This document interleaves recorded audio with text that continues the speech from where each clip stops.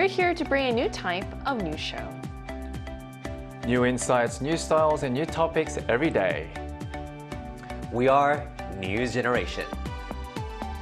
Bringing news just for you. It's Monday, August 3rd here in Seoul. I'm Isujin, and this is News Generation. Joining us today is Ki-hoon. It's great to be here. Great to have you. Also, Fabulous with us. Starting the week with energy. Great. Let's go with it.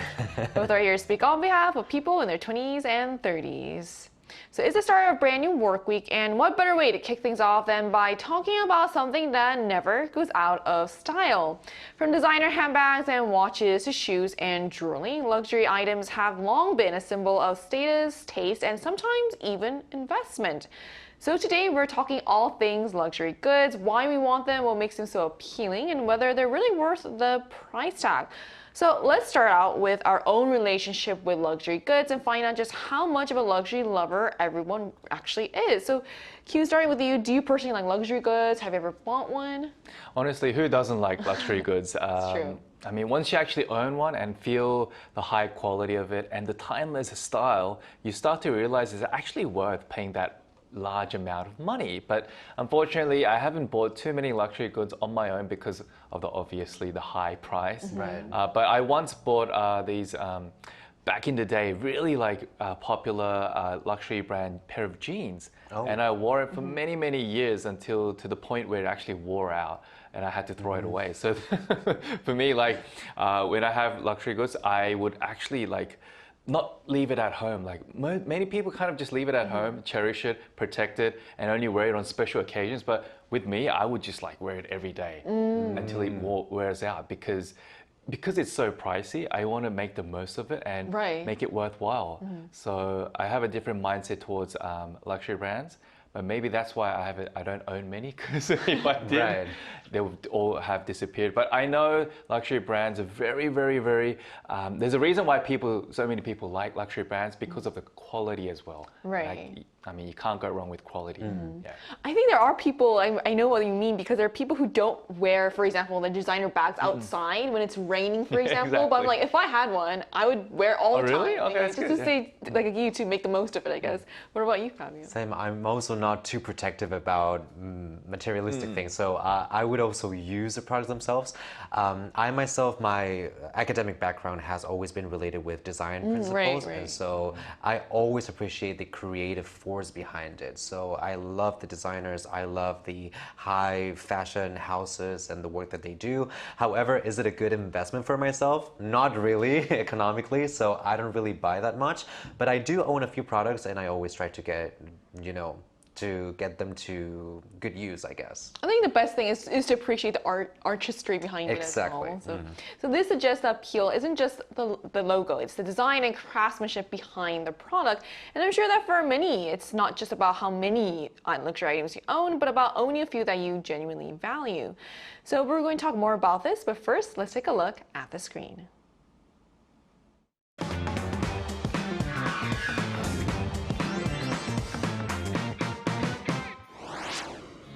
Luxury goods continue to grow in popularity among young people in Korea despite their hefty price tags. For many, luxury items are more than just fashion. They can be a symbol of social status and even a form of investment. But as luxury goods become increasingly popular, a new trend is emerging: dupes, or affordable alternatives that offer a similar look without the luxury price tag. So today on News Generation, we take a closer look at the luxury brand hierarchy among Korea's younger generation, why more young consumers are turning to dupes, and how we can make smarter, more balanced choices when it comes to luxury consumption. Just as we saw in the video, luxury goods have become much more than just expensive fashion items. They've become a way for young consumers to express their taste, status, and even their financial savvy. But it seems even luxury brands have a hierarchy. So which luxury brands rank at the top here in Korea? There was actually a social media meme that went viral that actually showed the rankings of these luxury brands. So let's take a look at the screen of how they actually ranked. Now, topping the list by a wide margin reason is Eremes. Now, course. of course, its products are still handcrafted by skilled artisans and only make a limited number of products, making them some of the most expensive and exclusive items on the market. Now, this was followed by Chanel and Louis Vuitton. In Korea, the three brands, those top three brands, are commonly grouped together under the nickname Erusha. Which combines the first syllables of the Korean names, Hermes, Louis Vuitton, and Chanel. And many Koreans think they are the top three brands in the luxury scene, but I personally think it's mainly for the many women lines and products more than the men's line. Now, the ranking also featured Dior, Fendi, and Bottega Veneta, followed by Gucci, Celine, and Valentino. Now, these are all luxury labels whose handbags, not just handbags, but like any of their products would easily cost several thousands of dollars each. Right, so that is quite a pricey price. And it's interesting how much a brand's name and reputation can influence how people perceive a product. And despite those eye-watering prices, luxury goods are clearly finding a strong customer base among young Koreans. So how popular then are these luxury goods among Korea's younger generations these days? So back in 2023, a survey was conducted by Lotte members, which is a big data company under South Korea's conglomerate Lotte Group. Now, it showed that Gen Zs accounted for 17% of South Korea's luxury consumers, while millennials made up 39%. And together, the two groups represented nearly 56% of all luxury buyers. Now, it is clear that younger Koreans have a strong appetite for luxury goods. And there are actually two main reasons behind this trend. One is emotional satisfaction and investment value. Many young consumers are willing to pay, highly exclusive items because owning something that is really rare gives them that strong sense of satisfaction, and to, of course, like show it to other people as well. Right. Now, at the same time, luxury goods can retain their value over time and may later be resold for a large sum of amount. So in fact, one survey found that 19% of young luxury item owners had experience reselling their purchases, which again is another huge market here in Korea, the resale market. Right. I think that figure is in a way surprising, not surprising, considering if you go to department stores here in Korea, you have to actually queue to get into one of those. Just to get into one of those luxury stores, which I think is quite I haven't lined up in one of those queues, but I can kind of understand why people would line up for hours just to, look around, not even to purchase one, but to actually just, look around. Just to see, right? Just to see. So for these younger consumers, luxury purchases can be about more than just simply owning something expensive. There's also the idea that a well-chosen piece can deliver value now and potentially also later on. That means the way young consumers think about luxury is also quite different from simply buying something because it has a famous logo. So then what are young consumers really looking for when they're buying these luxury items, Fabian? Right, so I don't think we have enough time to delve into how these luxury brands are actually designed sometimes to help people place themselves inside a specific social sphere. So outside of that, one of the things that really caught my attention is the term sustainability. So a lot of people are investing in these brands because of their sustainability focused mindset. So for example, I come from Spain and I have a lot of friends there and across other European countries. And one pattern that I have been able to identify is that a lot of people are very environmentally conscious. And so when it comes especially to major industries like the fashion industry, this becomes a very important thing to think about. So it's not only about reducing environmental impact, but when you invest into luxury items, you're already thinking about using that product or that item for a very long time. So it's a good investment. In fact, for example, when I buy fast fashion, I feel that I'm lucky enough if I'm able to use an item for, let's say, 2 years, because most of the time you just have to like constantly buy, and it really brings you into that overconsumption void that is not very good. And it's a good excuse for yourself too. You're like, I didn't spend that much on this. I can get another one. Exactly. Well, when you buy luxury items, most of the time you expect to use them for a few years and maybe even pass it down to your children. For example, Right. I have inherited a lot of luxury products from my parents, and if it's, for example, clothes, even though they're like 30 or 40 years old, they're usually in very pristine conditions. So luxury brands today have become much more aware of this, and they're trying to bring that sustainability into their creative process and production process too, because of how environmentally conscious these new customers are becoming. And even though sustainability has become to some extent a marketing strategy, I think it really reflects a genuine shift, and every shift is good. So we're seeing changes in both the production aspect, but also consumers' behavior. So it looks like there's a multitude of reasons why people are, especially young consumers, are turning to luxury items. So to learn more about why they are drawn to these luxury goods and what their buying habits tell us about the changing meaning of luxury, we're going to talk with a marketing professor. And that conversation is coming up right after a break, so don't go anywhere.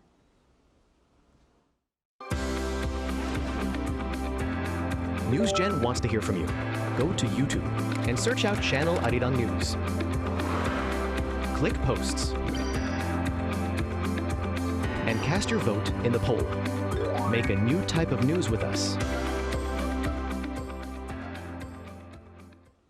We're joined now by Dr. Jared Watson, Assistant Professor of Marketing at NYU Stern School of Business. So hello, Professor. Thank you so much for connecting with us today. Thanks for having me. All right, Professor. So how popular are luxury goods among young consumers around the world these days, and what makes them so appealing? Yeah, they continue to climb year after year. So, looking at the under 40 crowd, you're now upwards of 50% of the market for luxury goods. Every year it grows another 2 to 4%. And we see a lot of utility for the entire commerce space because of this. Professor, what makes today's young luxury consumers different from older generations? Oh, sure. So when we think about sort of the history of luxury brands in the older generations, a lot of that was about conformity. So you'd have the classic Coach bag or Louis Vuitton bag with the iconic prints. And so everyone needed to have that same product. And what we see with the younger generation is they want to acknowledge the heritage of those brands, but they also want the novelty of having smaller capsule pieces that other people don't have access to. And so while, luxury is known for this like signal value of letting other people know you have this, as well as having these quality products, that younger generation, they really care a little bit more about the novelty factor, the individuality that can come from a specific piece. It's so interesting how individuality, but also limiting access, so you create that type of exclusivity, has always been important to the consumption of luxury products. But how are luxury brands adapting to changing trends? And for example, what does the rise of dupes really say about the future of luxury? Yeah, so I think, there's a couple big things that are happening in the space. So with this kind of changing trend and the rise of social media more broadly, what we're seeing are a lot more collaborations and capsule collections where brands are partnering with influencers, creators, other boutique designers to offer smaller, limited inventories. And this just drives the crowds wild. So, you were talking about these lines that go on forever. It's for this. At the same time, right, this has also birthed the entire industry of dupes for those people who care less about quality and more about the signal value. So they want people to think that they're in. They want people to think like, hey, I have that limited piece. And it's really about the social value that they're getting from others. And so it's creating kind of an interesting sort of K-shaped change in consumers. You have those who are like really focused on the quality. They're looking at the heritage. They're looking at sort of the chain of custody of the products. And then you have the others who are like, hey, I'm going to acquire as many as quickly as I can to show people on social media and cycle on to the next product. And it's so interesting. There's apparently something for each type of consumer these days. So yeah, this is a very interesting trend. So thank you so much for coming on and sharing your insights with us today, Professor. Anytime. Thank you. Thank you very much. See y'all. So we just heard from a marketing professor about how popular luxury goods are among younger consumers, what makes them so appealing, and what sets today's young luxury shoppers apart, and how brands are responding to changing trends and the rise of dupes. But luxury brands aren't just facing changing consumer tastes, they're also facing pressure to rethink how they produce and also sell their products. So how could new regulations change the way luxury brands sell or make their products? Well, you see, lately in Europe, luxury brands have been restricted and facing a lot of different policies when it comes to their scarcity strategy. We have talked about exclusivity here, and some brands have traditionally maintained that exclusivity by destroying their products or even burning unsold inventory instead of selling it at discounted prices, because by doing so, they are reducing that luxury factor. And to be honest, that goes against the whole sustainability concept that we have been talking about when it comes to consumption. And because of this, the European Union introduced new regulations in 2024, like for example, the ban on destruction or landfill disposal of unsold clothing, unsold accessories, and even footwear. So these rules will soon apply to large companies, and as we might know, many of these luxury brands actually belong to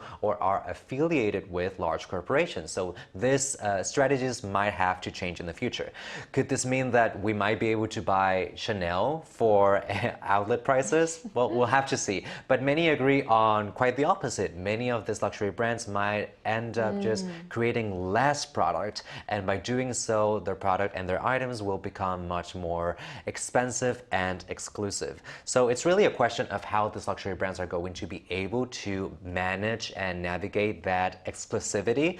And this isn't a dilemma unique to fashion, for example. If we think about fine dining, I have a lot of friends who work in fine dining, and you would be amazed by the quantities of food that are being thrown out every day just to get the best out of every product. So we're seeing this type of regulations, and hopefully they become even more serious across the industry, because they might make the whole system a little bit more environmentally conscious. It's so interesting how much people are willing to pay for the quality. Completely. So quality is important, but when we only focus on those signals, social signals, as we have heard in the interview, then we might be entering a bigger social dilemma, a bigger social conversation. I see that happening. So it is interesting that efforts to maintain exclusivity could actually have the opposite effect if brands can no longer simply destroy unsold products. And while luxury brands may be rethinking how they handle these unsold goods, younger consumers are already rethinking whether they need the real thing at all in the first place. So then why are more younger consumers choosing these dupes over luxury goods? I mean, our professor kind of touched on this. So, I mean, just echoing what Fabio said, some brands maintain their exclusivity and high-end brand image by limiting the inventory, hence the high cost and of course the demand because of limited supply. Now, so that's why these prices of luxury brands have increased year on year, showing the demand is always on the constant rise. So more millennials and Gen Z consumers are actually turning to affordable dupes, like we talked about, that offer a similar look at a fraction of the price. So one recent trend in South Korea is a so-called jelly Birkin. It closely resembles the iconic Eremes Birkin bag, but instead of leather, it is made from PVC and costs just around 30,000 won, or roughly $20. Wow. Oh, very low for a Birkin. Yeah, and it has also been nicknamed the fake Birkin or the Firkin. Now, a similar product has gained popularity in the States, the Workin bag. The name combines Walmart and Birkin, as the bag was sold by the retail giant. Now, apart from the missing Eremes logo, its design closely resembled the original Birkin, and the affordable lookalike reportedly sold out immediately soon after its release. Wow, and some of these dupes are becoming surprisingly convincing and also surprisingly popular, but this always confuses me too. There is an important distinction between an affordable alternative and a legal counterfeit.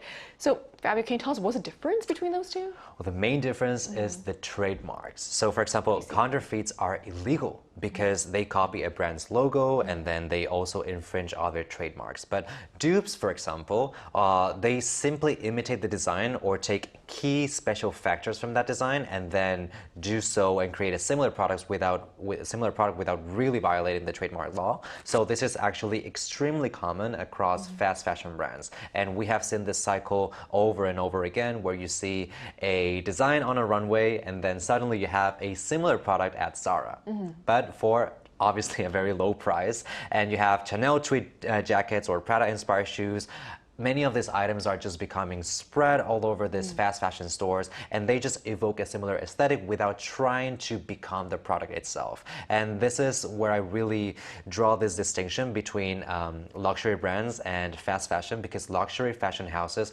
focus on creative force and inspiration and artistic pride and that social sphere that they really try to appeal to, while fast fashion houses just focus on imitation and accessibility. I see. So luxury brands may continue to symbolize prestige, but younger consumers are asking new questions about value, sustainability, and authenticity. So whether it's a designer piece or a clever alternative, the choices we make reflect more than just our taste. They also reflect our values, and that could be the new definition of luxury for the next generation. And that brings us to the end of today's episode of News Generation. But News Gen will be back tomorrow at 10:30 a.m. Korea time with more stories and discussions. A big thanks to Ki-hoon. It's always a pleasure. It's a pleasure to have you, and also Fabio. Thank you very much. And to our viewers, thank you for watching. And whether you're carrying a Birkin or working, remember, while all bags come with a price, what you truly value is what's priceless. We are News Generation.